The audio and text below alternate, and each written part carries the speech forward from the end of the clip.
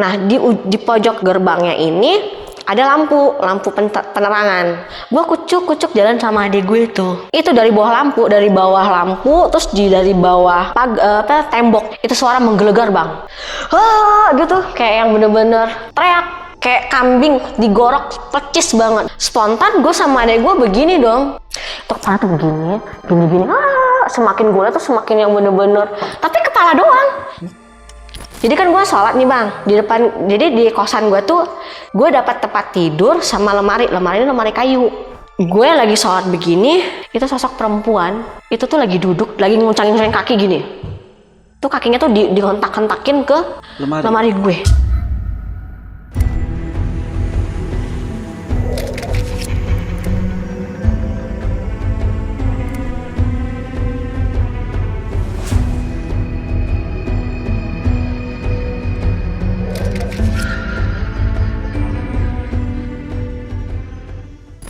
Sebelumnya, saksi misteri. Aku tuh kaget banget dapat berita di TV, di artikel-artikel, di koran banyak banget. Itu salah satu pegawai pabrik yang aku kerja, itu kan mau pergi kerja. Itu jadi korban kecelakaan tronton yang remnya blong itu nabrakin ini rumah warga sama si pegawai ini. Jadi ada truk tronton, ini remnya blong, nabrak tuh pekerja yang mau pergi kerja ke pabrik itu. Terus pas aku mau ngelempar barang, kayak ada di dalam arah mesin tuh kayak lihat gue dong, kayak mata aku tuh disuruh mengarah ke sana. Pas aku ngeliat, dia tuh itu kan mesin, dia tuh cuma setengah doang gitu. Ada saudara dia yang kesurupan, dimasukin arwahnya dia. Si ibunya nih cerita ke temen gue, ya kan bang, cerita si Neng masuk ke tubuh ini, ngomong, "Mama," katanya, "aku di sini kedinginan." Dia bilang kayak gitu. "Aku jalan jauh banget, mah. Itu aku jalan di lorong," katanya, "itu gelap, nggak ada cahaya, dan itu kedinginan, aku jalan jauh dan aku capek banget. Mama jangan terima uang dari si mister itu," katanya gitu. "Kalau mama nerima, berarti mama menyetujui." Nah, Kak Anissa kan tadi sempat bilang kalau misalkan Kak Anissa juga punya pengalaman horor di kosan waktu bekerja di pabrik ini. Ini boleh diceritain nggak dari awal kejadiannya gimana waktu di kosan? Jadi sebelum gua ngekos nih bang, karena kan ngekos tuh kan otomatis deket dong sama pabrik ya kan. Gue tuh sebenarnya tinggal di daerah perkebunan teh di Sukabumi. Di situ tuh bisa dibilang agak di kaki gunung nih bang. Itu dingin banget. Nah di situ tuh emang jauh banget dari rumah gue ke pabrik ini, 4 kali naik angkot. 4 kali? Jauh jam, banget. Sekitar 1,5 jaman. 1,5 jam? Itu jauh banget emang. Nah terus gue jelasin aja gini kondisi rumah gue nih bang. Itu kan di perbukitan. Rumahnya ini jarang bang. Jadi rumahnya ini kampung-kampung, rumah 1, rumah 2, rumah 3. Gue di rumah 2. Jarak rumah 1, rumah 2, rumah 3 ke kampungnya jauh. Gue di kanan. Di kirinya ini, itu tuh bener-bener gak ada rumah. Ada garden, ada tanaman bengkuang, padi, cabe, buncis. Terus udah gitu tanaman yang lain. Intinya gak ada rumah sama sekali. Gue di rumah 2 nih kan.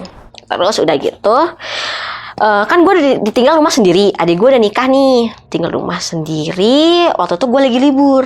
Adik gue iseng main ke rumah ya kan. Gue main ke rumah nih katanya gitu kan. Ya udah iya main ke rumah. Gue ingat banget Senin. Hari Senin dia main ke rumah. Waktu itu masih zaman-zamannya ada kartu perdana yang lu beli 10.000 gratis 30.000. Ya kan, tahu kan? Zaman-zaman dulu tuh kan. Nah, udah gitu pulsa gue habis nih, Bang.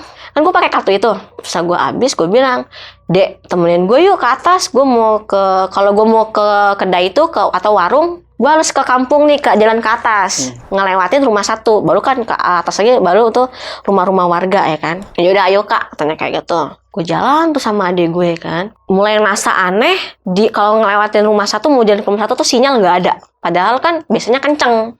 Udah nggak ada yang aneh-aneh, nggak ada aneh-aneh. Udah gue beli pulsa, pas gue balik lagi, jadi rumah 1 ini bisa dibilang villanya gede. Jadi ini rumah villa, masuknya kayak gini, kayak garasi.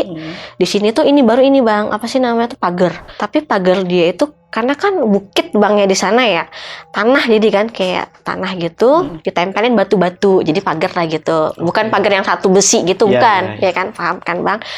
Nah di pojok gerbangnya ini ada lampu penerangan. Gue kucuk jalan sama adik gue itu dari bawah lampu, terus dari bawah tembok itu suara menggelegar bang, gitu kayak yang bener-bener teriak kayak kambing digorok pecis banget. Jadi spontan gue sama adik gue begini dong, ngeliat kan ke arah sumber suara. Itu kepala tuh begini, semakin gue liat tuh semakin yang bener-bener, tapi kepala doang. Pakai ikat kepala merah, menyerupai kayak antara manusia sama kambing, kayak siluman kali ya. Dan dia tuh matanya melotot yang gimana sih, gak ada badan, tiba-tiba nongol gitu. Tuh, itu kayak petir yang bener-bener menggelegar banget tuh. Itu spontan gue lari kenceng-kenceng, tapi ada gue di belakang. Kalah cepat nih lari sama gue kan, yang kak tungguin, dek buru, itu kak tunggu, dan mau nolong adik gue takut ya kan. Jadi gue yang bener-bener lari-larian duluan sama adik gue, itu tuh bener-bener sih kayak kambing gitu, yang keluar banget. Nah gue tuh kalau kerja bang ngelewatin itu rumah itu. Iya. Tapi selama 4 tahun, gue kan sekolah SD, SMP, SMA kan di situ, di rumah itu, tinggal di rumah itu nggak ada kejadian-kejadian aneh. Dan itu doang. Dan itu gue mikir lagi dong, mati nih gue kerja kan, kalau kerja kan jam 7 bang, masuk jam 7. Gue kan kerja kan berangkatnya kan harus nunggu angkot. Gue dari rumah itu bisa jam 2, jam setengah 3. Nah otomatis kan gue kepikiran mampus deh gue tinggal sendiri. Terus itu akses jalan gue untuk menuju ke angkot, nunggu angkot ya kan. Itu gue mau nggak mau gue tuh harus nunggu. Kan kalau di kampung-kampung itu kan ada tengkulak ya. Jadi kalau pagi-pagi itu si tengkulak tuh ngambil barang. Jadi mereka tuh ngedrop barang kayak sayuran atau apa di pinggir-pinggir jalan. Nah aku tuh kalau mau pergi kerja tuh aku ngeliat dulu. Ini udah ada orang yang nungguin belumnya, karena buat nemenin ya. Buat nemenin ke angkot itu. Nah itu salah satu faktor gue memutusin untuk ngekos. Di sisi lain gue ketempelan juga sebenarnya si hantu teteh ini, ketempelan gue tuh ngikut juga sampai rumah. Dia menyerupai adik gue. Oh gimana tuh ceritanya tuh? Nah jadi ketika setelah kejadian si teteh nempel itu, kan gue takut tuh. Gue suruh adik gue nginep di kosan dek, di rumah dek. Gue takut ya kan. Adik gue datang sama suaminya. Karena udah malam banget. Karena gue tinggal sendiri kan, gue emang biasa kalau tidur tuh kayak, ini kan tembok, gue pasti mojok di tembok. Jadi gue ngarah ke tembok begini bang. Jadi gue bodo amat deh di belakang gue ada apa-apa, yang penting gue arah ke sini, gue nggak ngeliatan kan. Adik gue datang waktu itu emang udah malam banget dia datangnya kan. Tuh ngobrol bentar, gue nyambut adik gue, oh dia tahu dia udah datang. Terus ya udah ya kan, gue balik lagi tidur gitu. Tuh gue ngobrol, biasa kan kalau adik kakak kan ngobrol gitu. Gue inget banget dia tuh di sebelah gue. Tapi dia nggak nyautin, dia cuman diem, pertama duduk, terus dia ikutan tidur, terus gue berasa banget tuh dia kayak ngegeser gue gitu tidur gitu kan. Oh mungkin dia orang karena udah malam juga dia datang kan tidur. Pas pagi-pagi kan kamar gue nggak ditutup tuh, gue ngeliat dong dia sama lakinya keluar dari kamar kucuk. Lah gue kaget kan, lah lu nggak tidur sama gue dek? Terus dia bilang enggak, gue tidur sama laki gue di kamar ini. Anjir lu gitu. Serius iya? Terus tadi malam gue ngobrol sama siapa? Orang gue liat lu udah tidur kak, katanya kayak gitu. Enggak, gue bilang kayak gitu. Abis makan kita kan lu balik ke kamar ngobrol. Gue bilang kayak gitu kan. Enggak, dia bilang kayak gitu. Oke, fix dia ngikut nih dalam hati aku kan. Sosok teteh itu. Terus adik gue ngomong kayak gini nih, jangan dari adik gue, karena adik gue bang sering melihat hal-hal seperti itu. Dia tuh bisa dianggap dia udah biasa. Dia bilang, kak kalau dari mana aja usahain kalau masuk rumah tuh cuci kaki, bersih-bersih. Takutnya yang dari luar ngikut ke rumah. Katanya kayak gitu. Terus emang pada saat itu nggak bersih? Nggak, karena kan capek ya? Capek jalan kayak gue gitu bang. Tidur dulu, baru bangun, baru mandi. Tapi itu dulu ya? Itu dulu. Nah, tapi ada benernya juga nih. Kadang kan ada mitos ya bang ya. Tapi gue alami sendiri itu benar. Tapi setelah gue bebersih, itu enggak bang. Si sosok si teteh itu cuma di pabrik aja. Karena memang hal positifnya ya lu tidur ya dengan keadaan bersih gitu. Nggak kotor atau lengket. Paling bagus sih mandi dulu sih. Iya.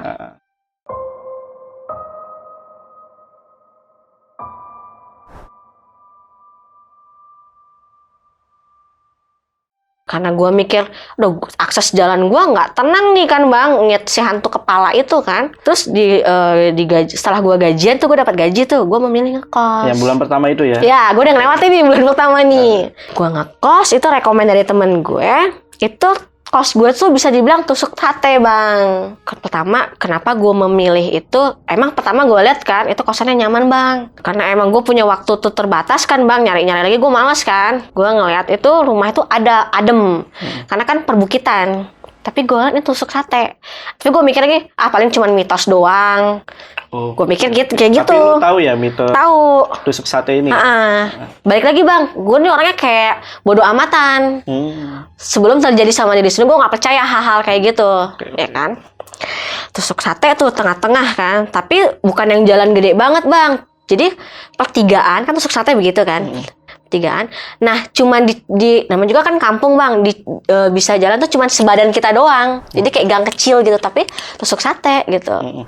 Kanan kiri tuh jalan, tapi cuman sebadan doang, kayak gang gitu, gang kecil. Jadi kosan gue ini atas bawah itu banyak sebenarnya kosan, tapi kosan gue sendiri atas bawah, 4 lagi atas bawah. Cuman untuk kosan yang gue tempatin tuh cuman 2 atas bawah, tapi tongeng-tongengan gini, atas bawah, terus baru di sini, tapi masih sama satu yang punyanya. Di kosan gue bawah itu ada nenek-nenek, ada lagi nenek-nenek yang samping yang depan kosan gue ini nenek-nenek, sama satu lagi sebelah lagi nenek-nenek yang di bawah. Di kosan itu nggak terlalu yang gimana-gimana ya, gue liat bersih juga, tenang, karena kan rata-rata pekerjaannya kan kerja pabrik juga di sana kan. Terus udah gitu sehari 2 hari aman di kosan, karena gue belum tahu kan estimasi dari kosan ke pabrik itu berapa jam. Gue ternyata kecepatan tuh bang datangnya ke pabrik. Itu gue waktu itu shift pagi kan, di akhir-akhir gue mau resign ini kan. Ternyata gue sampai sana tuh pagi banget, 4:30. 4:30 subuh? Iya. Emang lumayan jauh jarak jalannya ya kan. Jalan dari kosan gue emang sama si pabrik itu emang lumayan jauh. Terus udah gitu, di pabrik ini kan di gerbangnya itu kan kayak yang kita bisa ngaca gitu bang, kayak seng gitu. Gue mau lewat, di belakang gue tuh kayak ada orang. Ternyata pocong. Gue pikir orang pertama. Gue liat di belakang gue kayak ada orang. Tapi gue liat begini nggak ada bang. Terus tapi kalau gue ngeliat kayak gitu lagi, ada. Nambah lagi 1 orang. Jadi 3 orang nih. Jadi 2 di belakang? Iya. Terus gue ngeliat gini lagi kan, kagak ada orang, tapi nambah orang lagi kan. Terus gue ngeliat lagi begini kan, ternyata pocong. Itu tahu pocongnya dari mana? Tahu pocongnya itu karena bener-bener gue perhatiin banget si sosoknya kan. Tapi dia tuh ngegantung tinggi. Kan gerbangnya gede ya, gerbang pabrik tuh gede. Merinding gue, ngegantung tinggi. Terus ada ininya, ada sih kapasnya. Karena gue mikir kalau orang pasti ada rambutnya lah. Ini kok putih banget, putih berdiri gitu. Terus gue lihat tapi mukanya ini beda. Satu mukanya tuh gosong, satu lagi mukanya putih.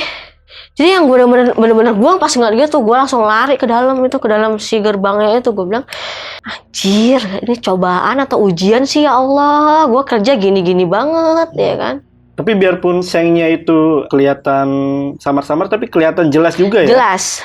Oke. Cuman nggak jelas tuh kayak si muka kita yang nggak jelas. Tapi untuk postur body kita kelihatan kayak gitu. Cuman mungkin nggak jelas tuh kayak mukanya aja. Kayak gimana kalau kita ngaca di seng kayak gimana sih bang yang kelihatan gitu. Paham. Nah, balik lagi nih ke kosan kan bang. Oke. Iya kan? Ini di pabrik lagi ya kan? Di pabrik udah selesai kan nih bang ya. Balik lagi ke kosan nih bang. Terus sehari 2 hari 3 hari gue di kosan tuh nggak ada aneh-aneh bang. Nggak ada aneh-aneh sampai satu saat kejadian pabrik gue tuh waktu itu barang produksi lagi udah nggak ada, lagi kosong. Otomatis gue pulang cepat dong. Nggak lembur ya? Nggak lembur, gue pulang cepat. Itu kan gue masih shift malam tuh, di akhir shift malam gue kan. Gue pulang cepat jam 3 kalau nggak salah, jam 3 gue udah nyampe kosan. Gabut kan di kosan, gue beberes tuh, gue nyikat kamar mandi. Udah selesai kamar mandi, gue nyikat kamar mandi, gue ke depan tuh ke arah kamar mandi gue. Gue ada tuh kayak siapin rak-rak piring, gue ngelap-lapin ya kan. Terus kayak pas gue lagi bersih-bersih, ya balik lagi kayak yang awal gue liat kayak si teteh itu kayak ada suara-suara yang hati gue tuh kayak disuruh ngeliat ke arah situ, kayak gitu kan. Gue lagi ngelap-ngelap tuh kan, terus kayak kenapa sih nih, oh kok gue disuruh kayak ngeliat ke arah toilet, bukan suara ya, kayak kenapa sih, pengen aja hati gue tuh ngeliat ke arah situ kan, ke arah si WC itu kan. Pas gue ngeliat ke arah itu, astagfirullah, gue bilang kayak gitu, ada yang gantung diri. Hah? Duh, gue kalau ingat itu serem banget. Ada yang gantung diri, Bang. Ini sosok gantung diri gitu, cewek? Gue nggak ngeliat itu cowok, gue nggak ngeliat sampai ke atas gini, gue nggak sanggup, Bang. Jadi gue lagi bersih, gue ngeliat begini, itu gue ngeliat kakinya doang begini, nggak gantung, kakinya gantung, kayak kakinya gantung gitu. Terus dia tuh pakai baju kayak pramuka coklat, kurus banget orangnya. Terus udah gitu, gue nggak berani ngeliat sampai gitu, gue nggak berani, gue langsung lari ke tempat tidur, gue langsung selimutan begitu. Itu di samping si sosok itu tuh tali tambang dia. Tali tambang itu pakaiannya itu kayak orang mau bertani yang bener-bener ada tanahnya gitu. Gue tuh bener-bener gemeteran, udah keringetan segala macam. Gue nggak berani buka tuh, Bang, selimut. Gue nggak pernah ngeliat beginian, ya Allah, gue bilang kayak gitu. Tuh gue nggak buka itu sampai tuh kalau sebelum azan subuh kan orang ngaji dulu ya. Orang ngaji tuh baru hati gue tenang, baru ada keberanian gue untuk ngebuka. Berarti lu nggak tidur itu? Enggak. Tapi pas selimutan gitu, itu ada suara-suara aneh? Nggak ada. Nggak ada ya? Nggak ada. Cuman kan udah terang tuh. Setelah kejadian itu gue nggak berani nutup pintu. Jadi pintu gue tuh selalu terbuka. Gue tidur tuh ke dalam kondisi pintu kebuka. Tapi kan gerbang gue kan beda sendiri nih, Bang. Gerbang atas. Jadi gue kuncinya pagarnya doang. Kalau gue mikirnya kalau ada orang iseng atau apa, pasti pagar gue bakalan bunyi. Okay. Nah, gue tidur, Bang, pagi itu. Gue baru bisa tidur tuh kan. Gue baru bisa tidur, gue dimimpiin sama dia. Yang gantung diri itu? Cowok itu, makanya gue tahu dia cowok. Oke. Dia mimpiin gue itu, aduh, rambutnya tuh bener-bener kurus banget, Bang. Kurus banget, terus udah gitu tinggi. Terus dia tuh minta tolong sama gue. Dia nggak ngomong apa-apa, dan itu sih dia masih ngelilit si talinya ini. Si tali tambangnya tuh masih ngawer-ngawer gitu.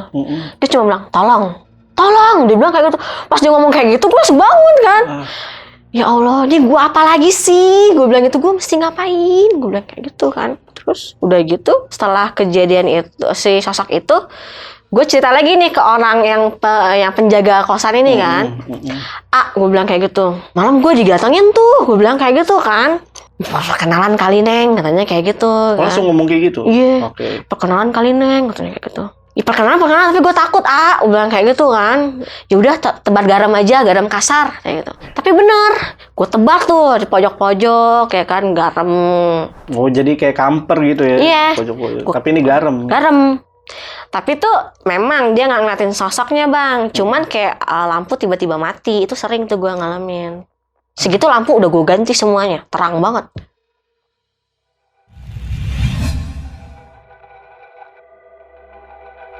Saksikan proyek terbaru dari Lentera Malam di channel Telusur. Di sana kita akan membahas kisah-kisah horor dari pemandi jenazah, petugas kremasi, penggali kubur, dan masih banyak lagi. Jangan lupa saksikan selengkapnya hanya di channel Telusur.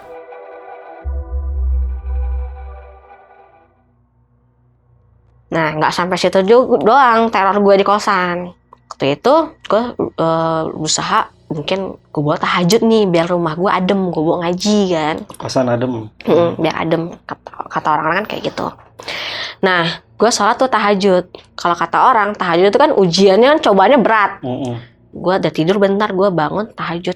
Bener, emang kata orang tuh kebukti gue, Bang. Gue tahajud, kan ganjil tahajud ya, sholat ganjil. Itu di belakang gue, itu kayak ada gempa bumi. Gue pikir awalnya gempa bumi. Gue mikirnya ya udahlah, kalau emang nyawa gue sampai sini kan, ya udah gue dalam keadaan sholat ya kan. Tapi gue mikir lagi, ini nggak mungkin gempa bumi, karena kayak ada orang kayak di belakang kita tuh dum kayak orang berdiri, tapi dia tuh ngentak-ngentakin kaki. Kayak raksasa gitu, Bang. Dum. Gue mikir lagi nih, dalam saat gue nggak khusyuk, Bang. Tapi gue mikir kan, bodo amat kan, belakang ini gue nggak kelihatan ini ya kan.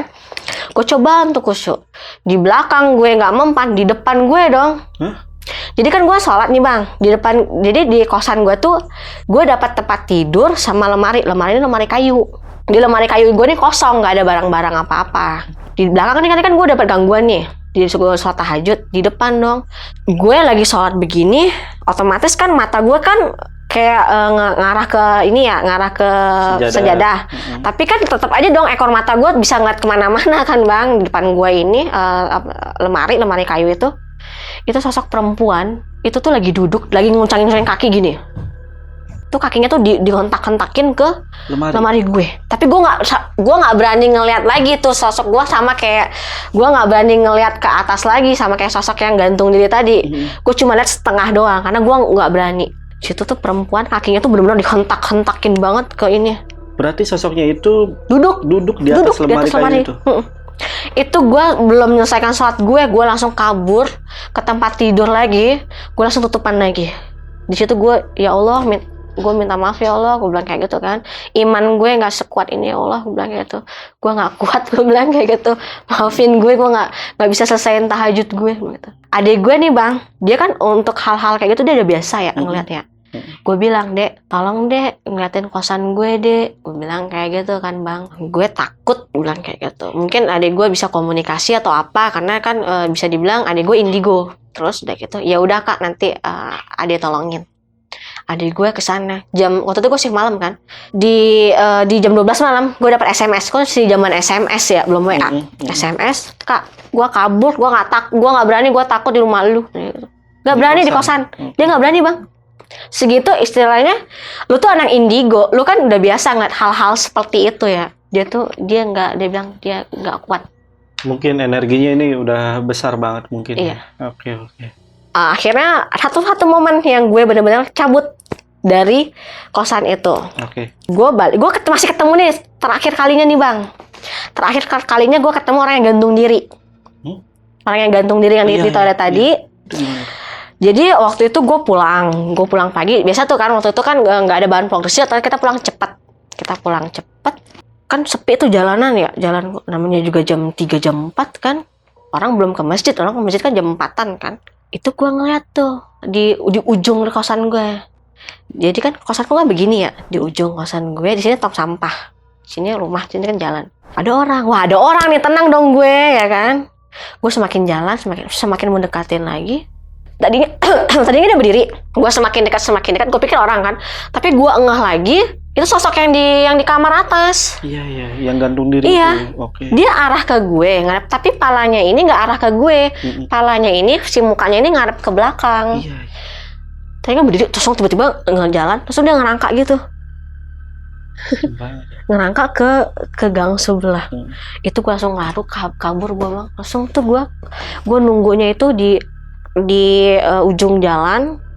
Kan ada tuh warung 24 jam. Tuh gue nunggu di situ. Gue nunggu sampai pagi. Tuh baru gue ke kosan atas. Balik ke kosan lagi. Nah, momen itu yang jadi terakhir Kanisa pada akhirnya pindah. Enggak. Apa masih ada? Masih ada terakhir. Masih ada lagi? Terakhir kalinya. Oke, gimana tuh ceritanya? Jadi kan di bawah kosan gue ini kan di samping ya kak ya. Samping ada nenek-nenek. Depan gue juga ada nenek-nenek. Gue nggak kenal deket banget dan gue nggak tahu namanya siapa. Cuman kalau kayak gue pulang, gue suka kalau beli makanan, gue suka ngasih nenek-nenek ini sama nenek-nenek ini. Nenek-nenek ini tinggal yang depan rumah gue ini tinggal sendirian. Tinggal sendirian. Itu keluarganya datang itu beberapa bulan sekali atau beberapa minggu sekali. Intinya dia tinggal sendirian tuh. Kalau nenek yang di sebelah ini sama keluarganya. Karena kan gue kan jarang banget ya, maksudnya tuh bersosialisasi. Pulang capek bang, pulang langsung tidur ya kan. Jadi kenalnya cuma sebatas gitu doang. Suatu momen gue itu air rumah gue mati. Gue bilang dong sama yang jaga rumah, air mati nih, bilang kayak gitu kan. Dipikir si AA ini rusak kan towernya kan. Terus dia bilang, Neng, AA lagi di luar Neng, ngurusin kosan yang lain, nggak di rumah, katanya kayak gitu. Neng untuk sementara mandi aja di kosan yang kosong, katanya kayak gitu.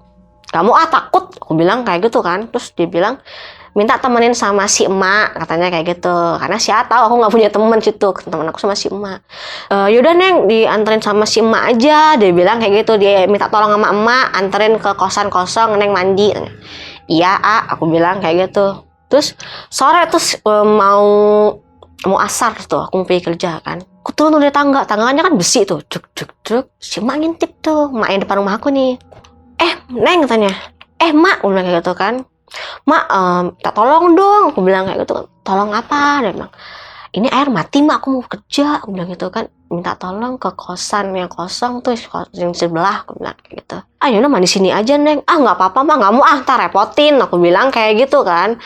Enak kan mandi tempat kosong, emang kosong, mau gue berantakan atau apa kan, atau airnya kemana-mana kan nggak jadi masalah kan.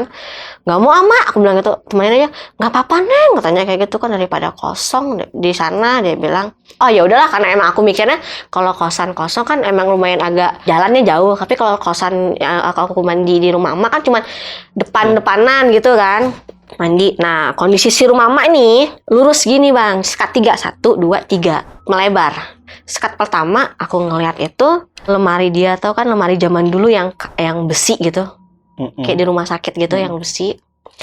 Ada lemari dia, di sini tuh ada meja, terus tumpukan baju sama termos. Ruang kedua itu ada TV-nya tuh TV jadul banget.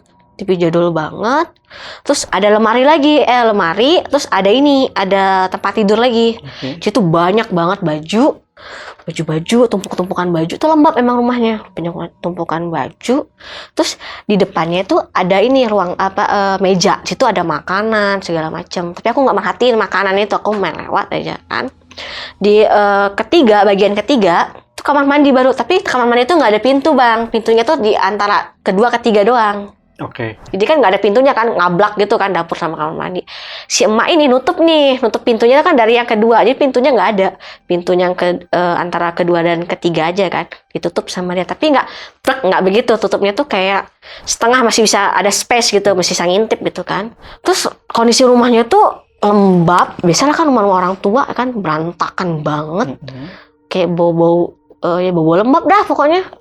Terus aku mandi, kayak perasaan ada yang ngeliat kayak gitu kan. Karena kalau ada yang ngeliatin kan kayak ngerasa ya bang ya. Aku mandi tuh cepet-cepet kayak ada yang ngeliat. Pas aku ngeliat ke arah pintu, si emak dong ngintip. Tapi di ujung pintu, di atas pintu aku nggak ngeh. Maksud aku kan si emak kan tingginya setara sama aku ya. Secara logika kan seperti itu. Tapi aku belum kepikiran tuh bang. Dia ngintip tuh tapi tuh ngintipnya tuh di atas pintu. Bisa kebayang dong, berarti tinggi banget dong dia kan. Tingginya nih. Terus dia gitu, dia ngintip karena kegap sama aku kan, dia ngeliatin aku mandi ya kan. Dia nyengirnya tatapannya kosong, nyengir gitu. Terus aku mak, aku bilang kayak gitu kan, mandi lagi aku tuh. Cuman kenapa gue tuh nggak ngeh gitu. Tapi syukur deh aku nggak ngeh ya. Nggak kebayang dong kalau aku ngeh dia di atas, gimana gue mau lari dalam keadaan masih telanjang ya kan. Terus udah gitu dia nyengir tuh bang, gue masih inget banget tuh, serem banget, nenek. Terus udah aku beres mandi, pakai baju salinan, terus dia ada tuh di ke yang kedua, di bagian yang kedua tuh rumahnya kan. Terus pas dia buka pintu tuh baru aku ngeh bang.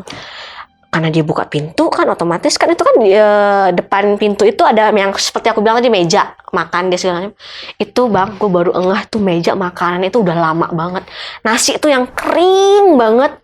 Terus kayak air, kayak teh tuh bener-bener yang udah teh yang serbuk-serbuk gitu, yang udah bener-bener berjamur. Terus udah gitu makanan itu kering, terus di makanan tuh nasi sama lauk-lauk yang lain itu udah kering. Banyak makanan lain gue nggak merhatiin, tapi yang gue fokus mata gue tuh makanan itu kering semua. Sama si minuman yang si teh ini tuh hampir berjamur bang. Gue ngeliat terus ada kayak binatang keramentuk gitu ya, yang kalau sudah ada makanan yang ada busuk tuh yang di atasnya gitu, kayak bukan laler tapi kayak remetuk gitu, binatang-binatang gitu. Iya, binatang-binatang ya, kayak menyerupai laler lah, yang kecil-kecil ya. Iya, yang kecil-kecil gitu. Banyak tuh ya. Terus udah gitu dalam hati gue, serem juga ya kayak gitu kan, si nenek nggak keurus banget nih. Gue mikir anaknya kok nggak datang ya kan. Ya udah nek, makasih ya, aku bilang. Aku bilang, mak, ya udah mak, makasih ya. Si mak ngomong, ya udah neng, katanya kalau nanti mau mandi lagi, mau pakai air, kalau di sana ngomong toilet tuh air bang. Kalau mau pakai air lagi kesini aja, dia bilang kayak gitu. Terus aku bilang, iya mak, aku makasih, aku bilang kayak gitu. Dah, aku besoknya biasa nih kalau normal kerja, besoknya lagi, aku ketemu sama yang jaga kosan. Tuh, air udah belum? Udah Neng itu tuh sebenarnya nggak rusak. Katanya nggak rusak gimana? Aku bilang gitu, nggak nyala. Jadi si toren air itu kan ada cetekan gitu kan, kayak saklar gitu bang. Ternyata di oven ada yang iseng. Itu nggak rusak Neng, katanya kayak gitu. Ya udah yang mana nyalain. Jadi aku tahu kalau seandainya mati, aku tahu nih berarti ada yang iseng. Emang rusak apa karena emang ada yang ngisengin? Aku bilang kayak gitu. Nih caranya begini. Oh iya, aku bilang kayak gitu. Mandi di mana kemarin? Dia bilang kayak gitu kan. Mandi di rumah si emak. Aku bilang, si emak mana? Dia bilang gitu. Itu si emak yang di depan. Ngaur sia. Dia bilang kayak gitu kan. Terus bilang, iya, aku bilang kayak gitu. Yang benar, dan dia bilang gitu. Iya, emang saudaranya datang? Dia bilang, enggak. Aku bilang, si emaknya. Yang benar. Benar, aku bilang kayak gitu kan. Nggak usah bercanda, dia bilang kayak gitu kan. Iya, sini deh, apaan? Si emak udah meninggal. Hah? Aku bilang gitu. Serius, si emak udah meninggal. Itu aku yang benar-benar udah nggak berani. Tapi kan si AA sempat nawarin kalau Kanisa untuk mandi di rumah nenek-nenek itu. Iya, maksud dia tuh dipikirnya aku juga udah tahu si emak ini udah meninggal. Oke. Maksud dia tuh si emak yang sebelah kan, nenek-nenek ada 2. Iya.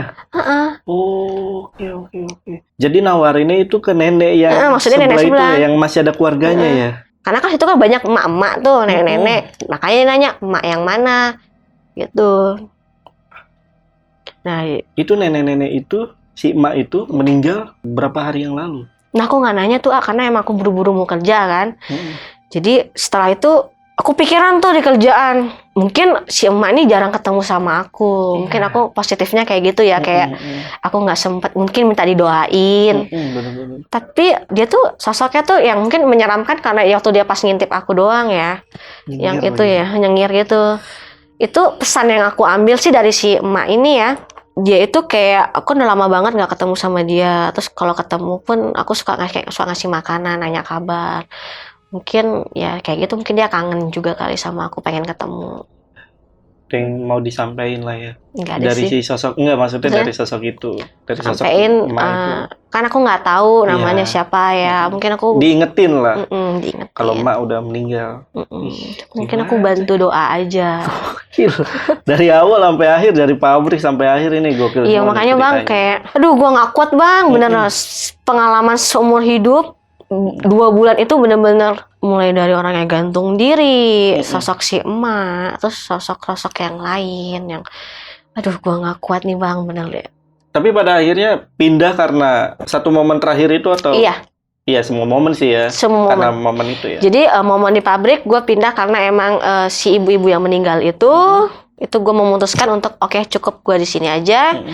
Terus gue akhirnya meninggalkan kosan itu gue belum gajian, gue belum selesai juga itu masa tempo gue di kosan itu. Gue memutuskan untuk ya udah gue cabut aja, gue nggak tahu semenjak si sosok nenek itu.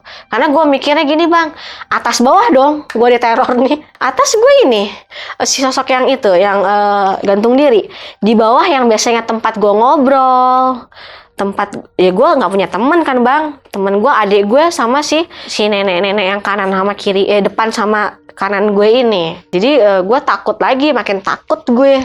Nah kalau untuk sosok laki-laki yang gantung diri itu pernah cari tahu gak itu siapa gitu? Enggak, gue takut karena kan gue bilang bang, gue tinggal sendiri, gue nggak punya teman. Jadi ketika gue nanya sama orang, gue kepo, itu akan menjadi beban ke guenya sendiri. Tapi terakhir pernah main ke Sukabumi lagi gak? Aku cuma ngelewatin doang. Jadi kalau mau ke pantai itu ngelewatin si pabrik ini. Nah kalau untuk kosannya pernah ngelewatin juga? Udah atau pernah mampir? Yang aku dengar sih kosan itu terakhir udah direnovasi. Tadi kan aku bilang satu kosan. Jadi sekarang diratain aja, digabungin. Bukan tusuk sate lagi? Bukan. Cuman untuk ngeliat ke sananya aku nggak pernah lagi. Nah ini biar sinkron nih sama ceritanya. Jadi tadi tuh ada yang gua skip. Jadi tadi kan awalnya kalau Kanisa itu dari Riau. Iya. Tapi pada saat cerita itu ternyata udah lama di Sukabumi juga. Itu awalnya gimana nih? Jadi gini bang, gue tuh asli Riau. Oke. Gue asli Riau, tapi saudara mama, papa itu di Jakarta. Jadi intinya gue merantau. Oke. Dari tahun 98 tuh gue di Riau. Karena keluarga rata-rata di Jakarta. Jadi ada salah satu kakak mama yang punya rumah di Sukabumi. Daripada kosong, nggak ditempatin, disuruh mama nih aku sama keluarga aku pindah ke Sukabumi ini. Di daerah perkebunan teh. Oke. Gitu. Jadi karena itulah ya. Jadi kakak punya keluarga juga di Jakarta dan juga punya keluarga ataupun rumah di Sukabumi. Iya. Oke. Nyambung ya teman-teman. Karena tadi sempat ke-skip juga sampai editor gua juga ke-skip gitu. Tadi sempat bilang juga pernah ngelewatin pabrik. Nah, kalau untuk ke pabriknya sendiri pernah dapat kabar lagi gak? Ada tumbal lagi gak?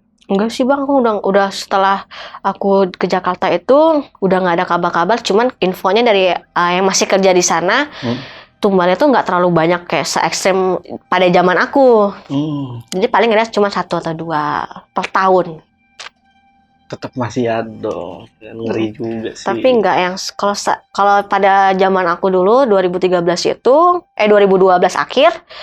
Itu ekstrem banget bang, banyak banget. Bahkan di 2013 kan itu kan yang aku bilang salah satu truk tronton itu yang remnya blok itu nabrak si pekerja yang mau kerja di pabrik itu.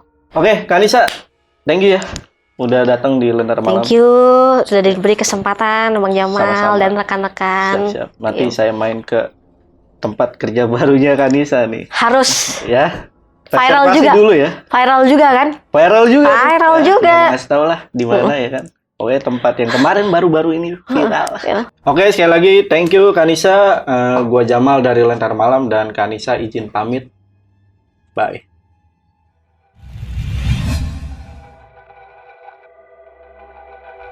Saksikan proyek terbaru dari Lentera Malam di channel Telusur. Di sana kita akan membahas kisah-kisah horor dari pemandi jenazah, petugas kremasi, penggali kubur, dan masih banyak lagi. Jangan lupa saksikan selengkapnya hanya di channel Telusur.